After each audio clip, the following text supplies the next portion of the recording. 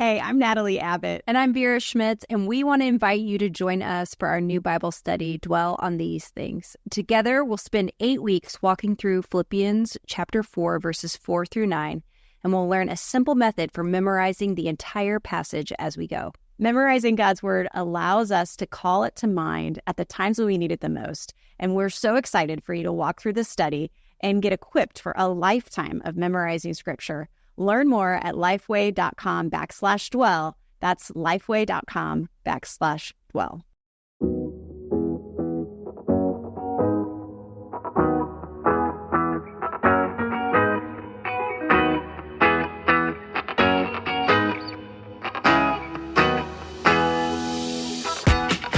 This is the Marked Podcast from Lifeway Women. Each episode, we'll talk about what God is doing, how He has and is marking each of us. We're so glad you've joined us today.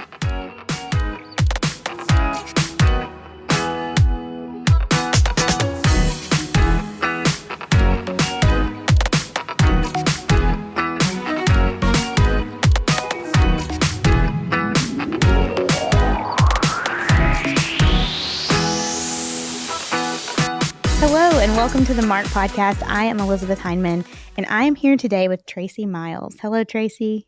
Hi, how are you?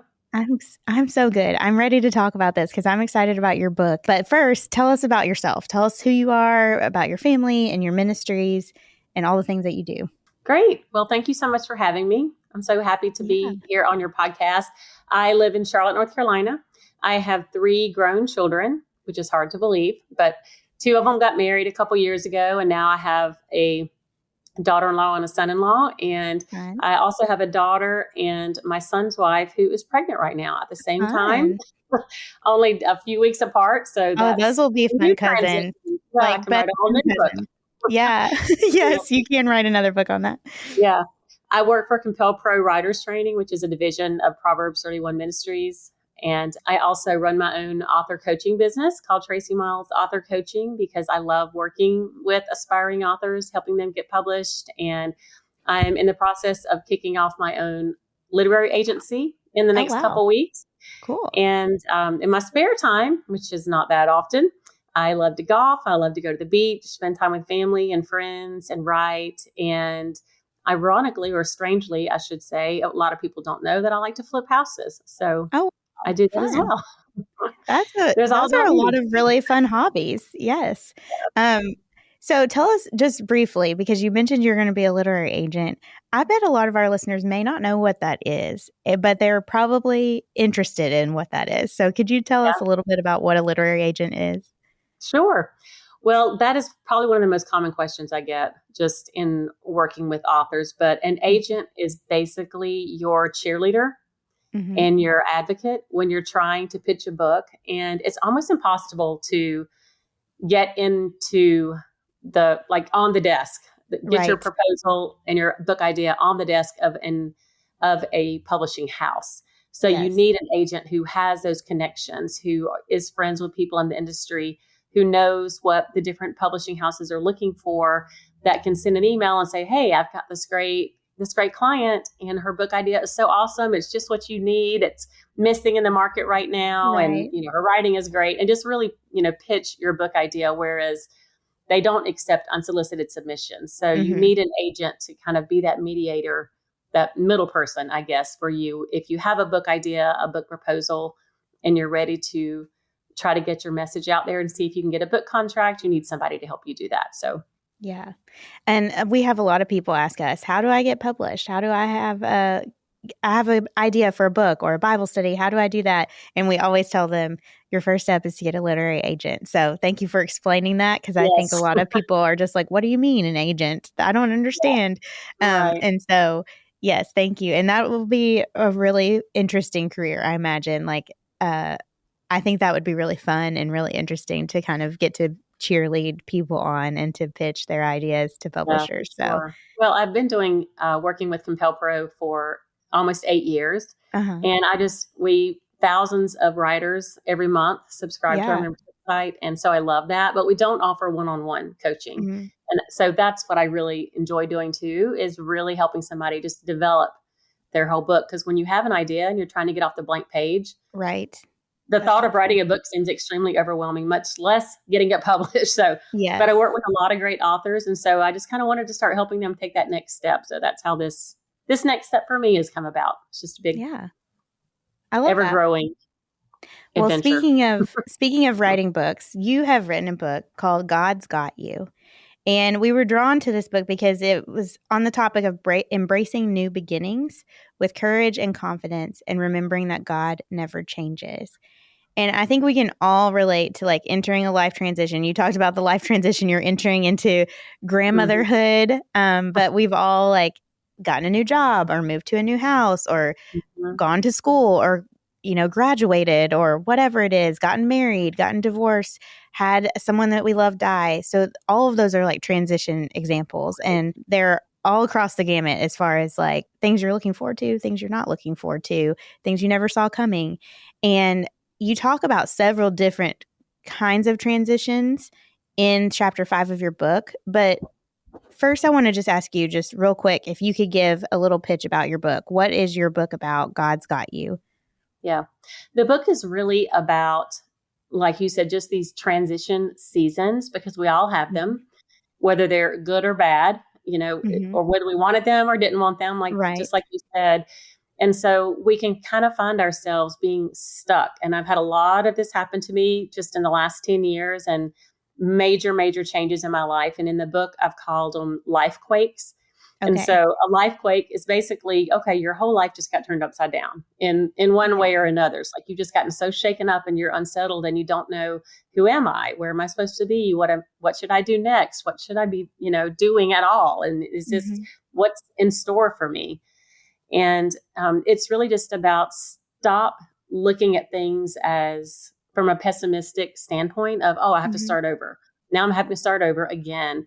And instead look at it as, okay, whether I wanted to be here or not, I can embrace this as a new beginning, because we're not starting over. We still have wisdom and experience and lessons and years of life that we've lived and so many things that have shaped us into who we are today. And we can either get frustrated or mad at God and say, I don't want to start over again. I don't like this new season. I wish I could go back to the way things were or had done things differently. Or we can choose to embrace it as this new beginning. And so the purpose is really not just to encourage people to do that, but to give them just to kind of put a fire in their spirit, like stop thinking about it and start making it happen. I love it. Yes. Oh, well, will you tell us about those chapter 5 transitional times? Can you do a quick rundown of what some of those are? Yeah, I'll try to do that. I'll try to do it quickly. When I was really researching this whole concept of new beginnings, because I did go through a divorce about 9 years ago, it has been right at 9 years ago that we got separated, which was the biggest life quake I've ever had. And it was, all the things that come along with that. I'm sure lots of people can relate, but it's just one of those things that just turns your life upside down. You don't know what to do next. And there's 8,000 problems coming down the track right at you. And that was just a huge transition period for me. And, where you're moving from one stage of life to the next, and life doesn't look like you thought it would. And so I was trying to research, and I wrote a book called Living Unbroken, which is specifically to help for divorce recovery, which is very popular. There's just not enough resources out there for that, which is why God called me to do that. And then I wrote a couple books prior to that, Unsinkable Faith and Love Life Again. But each of those books have kind of been my journey. So it's chronicling my life, not that they're all about me, but it's really just the path that God has been taking me on. Right. And God's Got You has just come about because each of those writing seasons was a season that I was walking through. So I wasn't writing any of these from a place of I've conquered and I've overcome and I have all these tips. This is hard. And how do we get through all of these different seasons? And so I kind of got to the point to where, okay, now I feel like God's brought me to a new place and he's helped me overcome so much. What am I going to do next in this phase of my life now that a lot of things have changed, and what do I need to do? So in researching that subject is where I came up with this study, I didn't create this study, but I came upon this study that there's 4 types of transitions. So I'll try to tell them real quickly. Anticipated transitions. Those are ones that you expect to happen, whether you wanted them to or not. Changes have happened. Maybe you got married, but it's still hard. It can be a really hard adjustment. Having a baby, you planned on it, maybe you didn't, but either way, it's a big transition. It's wonderful when you get that little baby in your arms, but being a mom is hard, or a dad. And then if you decide to go back to school or move to a new location, all those things are anticipated transitions, but they're still difficult. Then we have unanticipated. You got divorced. You had an unexpected death of a loved one. You got a health diagnosis. Some of those things you mentioned at the very beginning, those are time when life really jumps the track and you're left to pick up the pieces and figure out, what am I going to do next? Then we have non-event. These are things that it's an anticipated change, but it doesn't happen how you wanted it to. Like maybe you hope to get this promotion at work. You've been banking on it all year long, and then someone else gets it, maybe even less qualified. Maybe you thought you were pregnant, but then test results proved otherwise, or something happened, or you just thought you'd be at a different place in life. Like this is not where I thought I'd be at this place. So it can feel very disheartening. It can kind of usher in this grief and this feeling of loss, even if nothing severely traumatic occurred. It's still a transition period. And then there's these sleeper transitions, and these are the ones that kind of sneak up on you.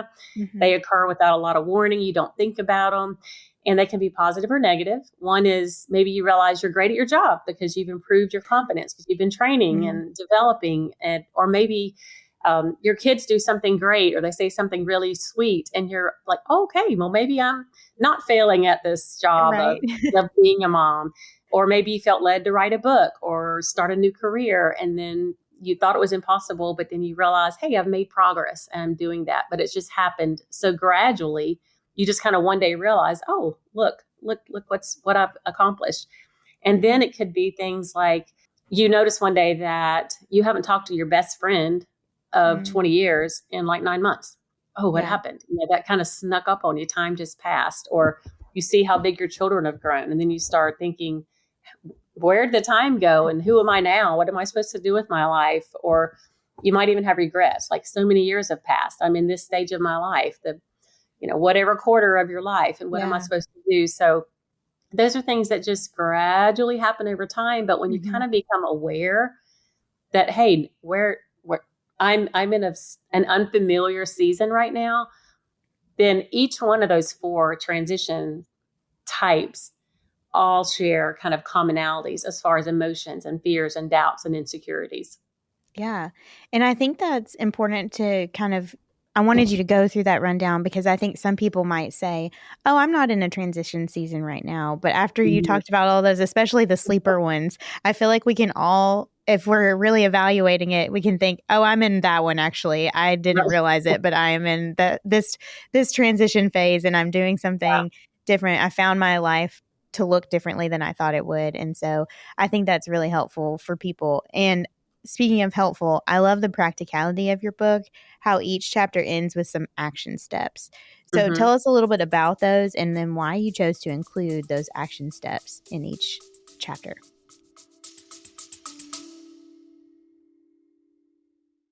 Hi, friends. I'm Jennifer Rothschild, and I want to invite you to join me for the Prepare Him Room virtual event this Christmas season. This time is going to be filled with worship led by Michael O'Brien, plus encouragement and teaching that is going to draw your heart to Jesus. So whether you're watching on your own or with a small group or hosting the event at your church, I know that you will discover the joy of Jesus' birth all over again. Register today at lifeway.com/preparehimroom. That's lifeway.com/preparehimroom. Well, I think it's important to, as a reader, to read a great book, be motivated, be encouraged, be inspired, but then don't just put it on the bookshelf, because next week you're not going to remember all of that. Right. It doesn't matter how much you might remember a statement or a story, but how did it actually change your life? And so when I write a book, my goal is I want the reader to think, feel, and live differently, not just say, oh, that was a good book. That was a good read. And I'm the same way, as a reader. So I want to be that way as a writer. So in all of my books, at the end of all the chapters, I have some kind of practical application. But like I mentioned earlier, I want people, and especially as, women, we can think about it all day long, but a wish is just a wish until you start making it into, reality, and we have to take action. So at the end of each of the chapters, I have 4 segments: think about it, plan for it, act on it, and then pray about it. Whatever, you can do it in any of those progressive ways that you want to do it. But because obviously you want to pray about everything first, but it's just kind of prompting you to don't just think about it. What's your plan of action? Set some goals. And one of the chapters actually goes a lot into goal setting a strategy. We do it for our work life. So why not do it for our personal life? Where do I want to be in a year, 5 years? How am I going to get there? What are the steps I need to take? What are the obstacles I need to be prepared to overcome? And so it just gives practical reasons to stop thinking about it and start doing it. And that's when life can start changing the way that we want it to. Yeah, I love that. And I think especially for transitional seasons is where you are kind of feeling a little lost and you realize suddenly like, oh no, this is not what I thought it was going to be, or this is different from how it's always been before. And so I, as a reader and as someone who's gone through like almost said transitional statements because I am a editor. But transitional moments in your life, I feel like there's, you need that practical, you need those handholds of like, hey, I need to do this, this, and this. Like I'm a very, I love a good to-do list. So I enjoyed seeing those and having that. Isn't there a chapter where you go through a life plan? And so I just love that. I was like, oh, I can't wait to like really dive in and make my own life plan. So I think that's helpful. I call it a blueprint. Make a blueprint. Okay. Yes. Blueprint for your life, because a builder wouldn't build a house without a blueprint. You've got to know what you're building and all the different steps and levels that you need to accomplish to get the final outcome, whether it's big or small. Right. And so I think that's really helpful. Another thing that I found helpful throughout the book is you referring to people in the Bible who've gone through transitions, which as I was thinking about it, I was like, isn't that everybody in the Bible? I mean, you just talked about those 4 different kinds of transitions, and I feel like everybody's going through those. And so that's probably everyone in the Bible. But what did you learn from looking at the lives of men and women in Scripture who stepped out in courage and confidence? Or maybe you learned something from those who did not step out in courage and confidence during their transition season. Right. Well, there's so many examples that we could spend all day talking about. Yes. People who did it well and people who did not do it well. Right. Exactly. There's both sides of that. But what you can learn from really either one, but more so from the ones that actually just blindly did, whatever they thought they couldn't do. Because I think most of anything that we really want to do, but we feel we can't do, or whether it's a huge dream or it's just, I don't know if I can make it through the next day, whatever it is, the people that we read about in Scripture, they didn't do it with just great bravery. Most of them, they were afraid, they had doubts, they had insecurities, they felt ill-equipped, they felt unqualified. There were so many of those emotions that hold us back. But then they did it because of their faith, and they did it because they knew God was with them. And that's what we have to remember. And I kind of recognized in the writing of this book that we have confidence and courage backwards. We often think of that backwards. So we think, okay, once I build up my confidence, then I'm going to take that little step of courage and I'm going to take that little step of faith. But it really should be, I'm going to take that little step of faith in fear and in the midst of all these doubts and insecurities. And then I'm going to see, oh, look what God did. And look what God helped me accomplish. And then I'm going to feel more courageous. And that's how I view it. Be courageous first, and then let your confidence build, because you see you can do more than you think you're capable of, whether it's emotionally, physically, in your career, in whatever dreams that you have, in your marriage, relationships, your health, all of those things, we have to be brave first, and then confidence will build. And it's not, we need to get out of the mindset of thinking we've got to have it all together before we can take those hard steps, because that's when we hit that wall and we're not going to do the things that we want to do. And so that's why the name of the book really came about, God's Got You, because you've got this, because God's got you. Right. So you just got to be brave and start taking action and stop just thinking about what you want to do or what you want to be different. And I think that courage comes from that. Like, God's got us. And so you think about David and Goliath, and like the only reason that he had the courage to go out there is because he knew God had his back and he was going to help him. And you think about Abraham just being told to go to another place where he had never lived, and he just went because he trusted God, and he knew that God had his best interests in mind. And so I think about our transitions in our lives. A lot of times I think I find myself, and I think I speak for others as well, when we're just like, why, God? Why have you led me here?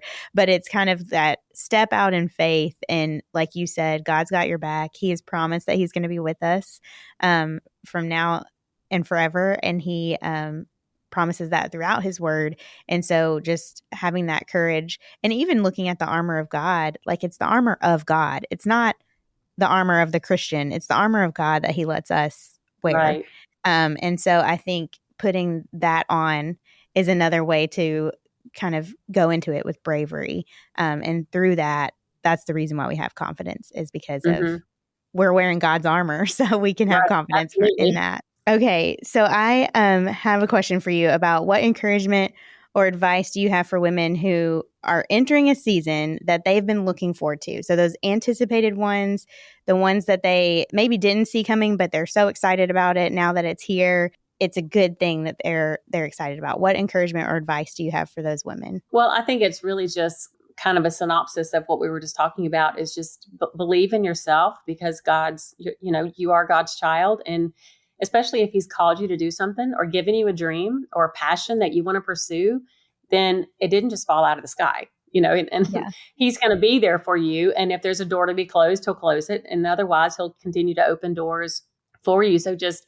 embrace it, believe in yourself, and then take those steps of bravery, and then continue to be positive and optimistic, because we'll all have setbacks and disappointments, but we have to keep pushing forward towards where we feel is going to, bring us the most happiness and the most joy. Yeah.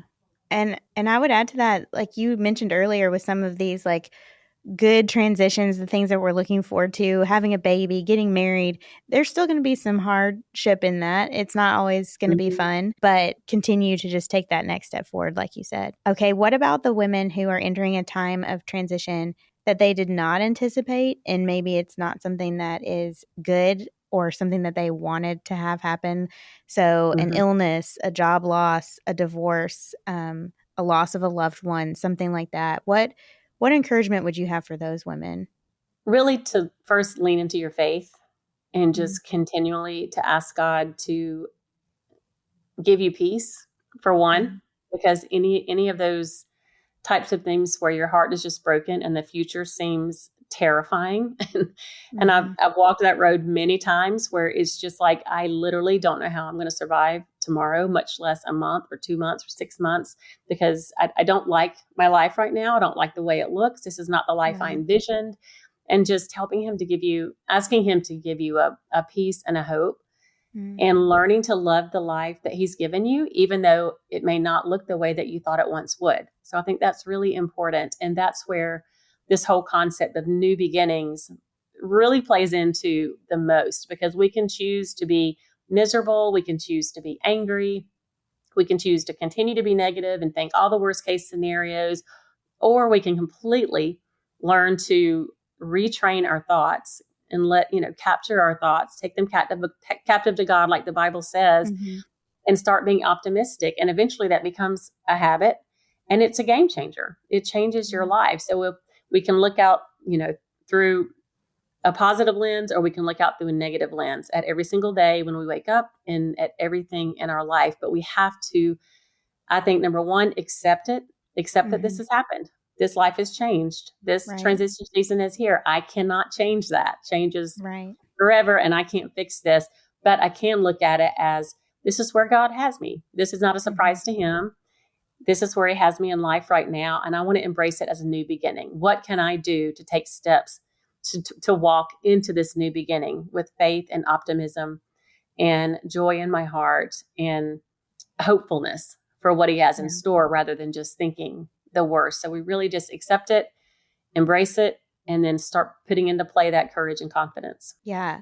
I've been hearing, I've heard a few different talks recently on Jeremiah 29, and it has that verse in it of, our plans for hope in your future.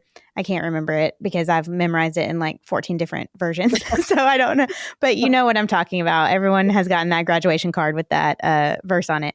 But before that verse is, he's talking about, you are in exile right now. He's talking to the Israelites who are in exile, and he says, you will be here for 70 years. But that doesn't mean to just sit around and wait.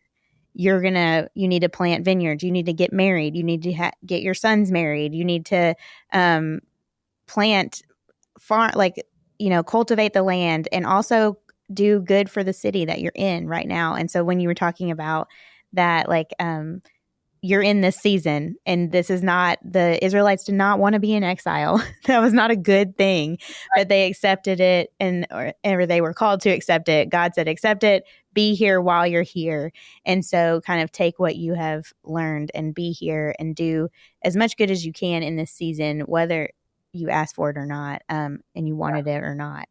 Yeah. I do actually have I really unpacked, God kind of gave me an eye-opening view of that whole passage, because Jeremiah 29:11 is like, oh, it's my life's theme verse. Let's get a coffee and a t-shirt.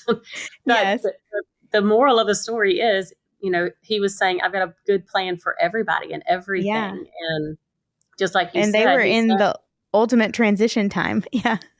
Right. Him telling them, oh yeah, well, I'm going to save you, but not till 70 years. And some of those, may not even be here anymore, and, may not get to experience that.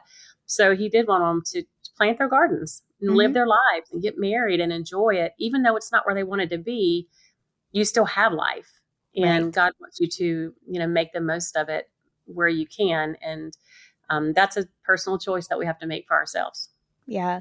One of our authors and friends, Elizabeth Woodson, just recently wrote an Instagram caption about this, but she was talking about waiting. And she often hears people ask her, because she's a single woman in her 30s. And so people will talk about waiting in that context. And she was just saying that we're all waiting on something, but we need to stop living like we're waiting. We just need to live our lives. And I think it was such a powerful word. And we can put that in the show notes so that people can go and read it, because I'm sure I've butchered what she said. But essentially the same thing, the same concept of we are living this life. This is the life we've been given. And so we need to stop waiting and actually live it and do the things that God has asked for us to do in this life, in all the different ways and paths that he's led us on. I wanted to ask too about, so a lot of us, we may not necessarily feel like we're in a transition season right now.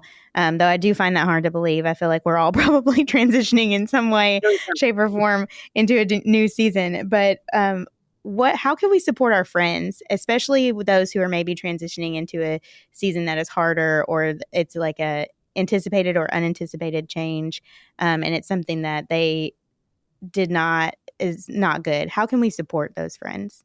Yeah, I think one of the most important things is just to be their friend and be willing to support them, because like when I was going through my separation and divorce, I had a pretty big, close friend group that quickly kind of dissipated, not because people didn't care anymore, but because they didn't know what to say. They didn't know how to act. They didn't know how to relate. There was so many different things. And so it was easier just to kind of put a wall up than support. And that's the worst thing you can do for someone going through any transition, is they just take them out for coffee, go mow their yard, send them a card, just call and say, how are you doing? Let's go out to dinner. And don't judge. That's another thing. Everybody's grief is different. In my last book, I wrote a whole section about the different stages of grief. There's 5 stages of grief. And we go back and forth, in those for several years. And so everybody handles things differently. So just to be loving and supportive, but most importantly, just to be there.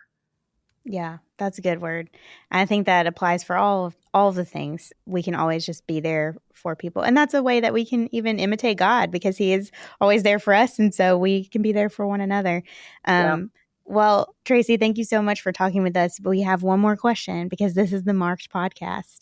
Mm-hmm. What is one thing that has marked you in your walk with Christ? Really just seeing him, his fingerprints throughout my entire timeline. So it's hard to narrow down to one thing because I think of the healing and forgiveness that I've received for mistakes, just going through the divorce and the peace and the strength I was able to have through all the things I had to face, financial struggles, miracles that I saw him do. Just seeing him do the impossible, seeing him using my pain for a purpose, just in writing that can impact, other people's lives, that brings healing and blessing all at the same time. And just having the courage and the confidence to do a lot of the things I never thought that I'd be able to do, and just to love this life. That is not the life that I thought.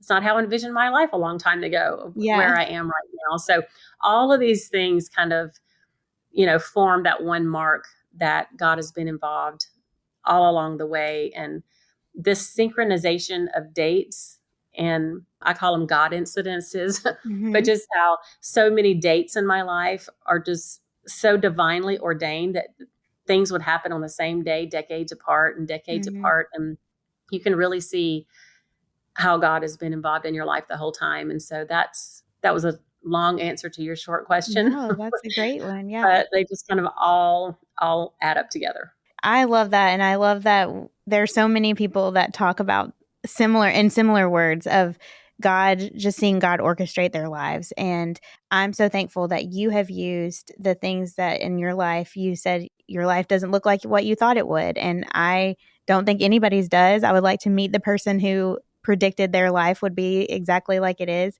But I just want to thank you for being willing to share your transitional seasons, your struggles, the things that you are grieving, and turn that into something that can help others.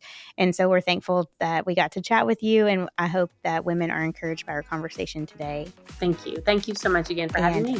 Yes. And we will be back next week, listeners. See you then. Marked is a production of Lifeway Podcast, produced by Aaron Franklin. It's recorded at the Lifeway Podcast Studio in Brentwood, Tennessee, and engineered by Donnie Gordon with help from Nathan Howard. Edited by William Hall with art by Leanne Dans. And I'm your host, Elizabeth Heinman. Meet me back here next week. If you want to join in on the conversation, you can find us on social media at Lifeway Women. Today's show notes will be posted at lifewaywomen.com/marked. If you enjoy the show, leave us a review.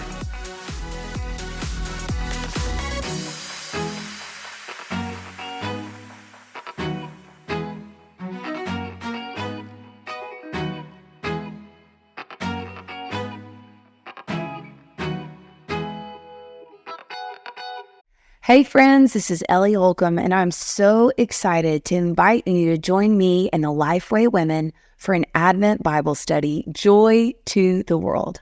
I'll be leading you in song each week, and my friends at Lifeway Women have created video devotional content, personal study in the Bible study book, family devotions, Advent activities, and more. We can't wait to celebrate the good news of great joy found in the Christmas story with you this Advent season through this new study.